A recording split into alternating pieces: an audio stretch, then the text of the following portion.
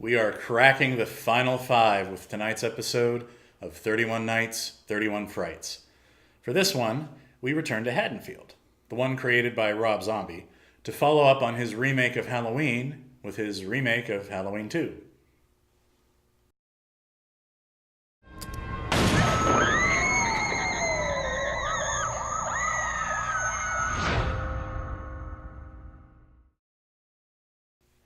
This film was released on August 28th, 2009.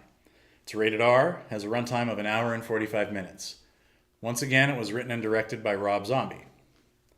For the cast, we have Scout Taylor Compton, Danielle Harris, and Brad Dourif all returning as Laurie, Annie, and Sheriff Brackett, respectively. Tyler Mane also once again dons the mask of Michael Myers, and Malcolm McDowell returns as Sam Loomis.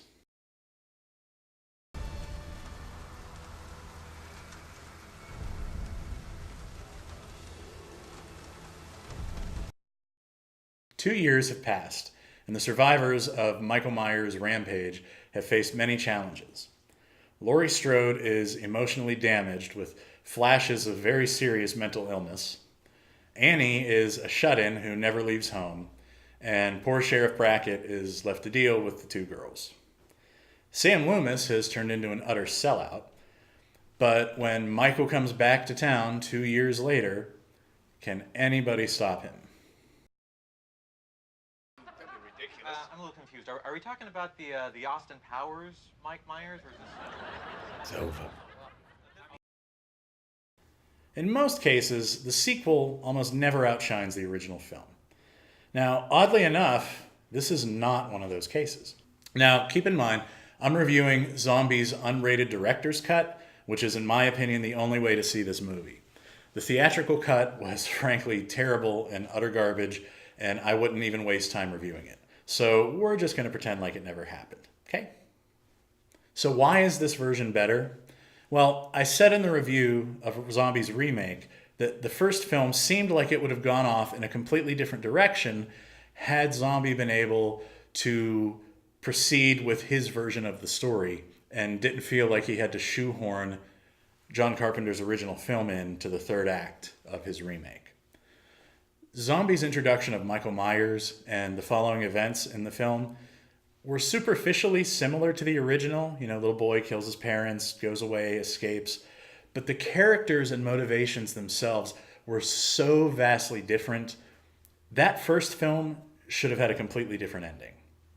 So Halloween 2 is much more how I feel the first one should have actually ended.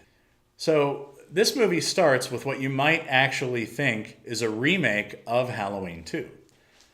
It takes place in a hospital right after the attack. Laurie is recovering from her injuries. Annie is there too, having survived her attack.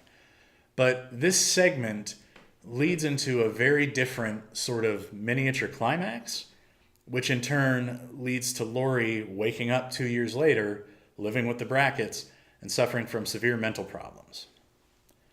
Her relationship with Annie is very strained. Laurie looks at Annie, sees the scars on her face, blames herself, and wants to stay as far away from her friend as possible unless she does something horrible. Annie, for her part, is now a homebody, staying in the house pretty much all day, too ashamed to go out because of her scarred face, and acting as a caretaker for Laurie when she has her mental breakdowns, and just generally trying to make the best out of the terrible life that she has been handed. Scout Taylor Compton and Danielle Harris have so much more to do in this film, and they do it very well. This really lets those two girls get out and do some acting and shine a little bit. The fractured friendship between Laurie and Annie is tragically wonderful. The two survivors have grown and changed so much, and they are by all rights the stars of this film. That's refreshing, especially since they were tacked on as afterthoughts in the third act of the remake. Annie's relationship with her dad is another highlight, to see how far they've come, to see them working together to try and help out Laurie after the horrible things that happened to her. And speaking of her dad, Brad Dourif also has a much larger role this time, and as you would expect, he kills it. There is a gut-wrenching scene near the end of the film that is quite frankly tear-inducing, due in large part to Brad Dourif's performance here. Sam Loomis, on the other hand, has become a real jackass, and this character development I truly hate the most about this film. Now, I realize that this is a different version of Loomis, but somewhere in my brain, to me, making him such an idiot and a sellout in this version disrespects Donald Pleasance's Sam Loomis. You know, Pleasance played Loomis with such class and intensity and grace, it elevated the entire film. So to see the character kind of disregarded like this is very disappointing. Now, the ending here fits Zombie's vision of the series perfectly. It is absolutely gut-wrenching and tragic, and honestly, given the content and the story, it's the only logical conclusion. Michael's visions of his mother and of himself as a child, which was clearly just a cheesy plot device so that Michael could talk without talking, felt horribly forced because it wasn't Daeg Fark playing young Michael Myers. Apparently, Daeg hit a massive growth spurt between the first and second films to the point where they couldn't use him at all because he was too tall and his voice changed too drastically. Now, his replacement is good, but in your head, it's just not the same thing. And the White Horse stuff probably looked really cool in Zombie's head, but really it just cheesed up what have otherwise might have been, a much better film. Right? Look, there's me, Angel Myers, and here's my fucked up life.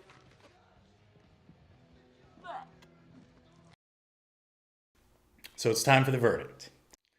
If you watched Zombies Remake, whether you liked it or not, add this one to your list. The closure you get here is much more satisfying, as Zombie is allowed to take his characters naturally where they should be going.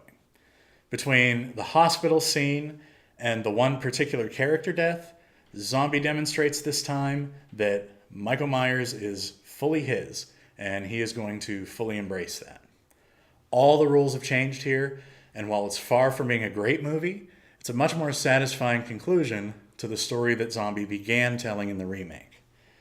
I might actually catch some flack for this, but so be it. Personally, I give Zombie's director's cut, Halloween 2, 4 Grimms.